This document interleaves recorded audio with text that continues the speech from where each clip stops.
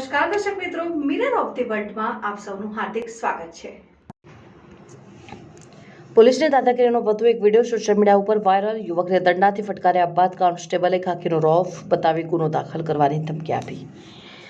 Police પંચાની મિત્ર કહેવાય છે, પરંતુ પોલીસ કર્મચારીઓ એક યુવકને માર મારી દાદાગીરી કરતો વિડીયો સોશિયલ મીડિયામાં વાયરલ થયો છે, જેમાં યુવકને લાયસન્સ બતાવવાનું કહ્યું હોવા છતાં કોન્સ્ટેબલે ખાખીનો રોફ છાડીને હું પોલીસ છું તેમ કહી યુવકને આરોપી હોય તેમ દંડા ફટકાર્યા હતા અને યુવક સામે ગુનો દાખલ કરવાની ધમકી આપી હતી। વડોદરા શહેર સહિત સમગ્ર જિલ્લામાં શાંતિપૂર્ણ માહોલમાં ગણેશ વિસર્જન સંપન્ન થયું હતું, જેમાં વડોદરા શહેર અને ગ્રામ્ય પોલીસે સતત કામગીરી કરી હતી અને તાલુકા પોલીસ સ્ટેશનનો સ્ટાફ પેટ્રોલિંગમાં હતો। તે દરમિયાન બે શખ્સ ટુ વ્હીલર લઈ જઈ રહ્યા હતા, ત્યારે તાલુકા પોલીસ સ્ટેશનમાં ફરજ બજાવતા કોન્સ્ટેબલે તેમને રોક્યા હતા।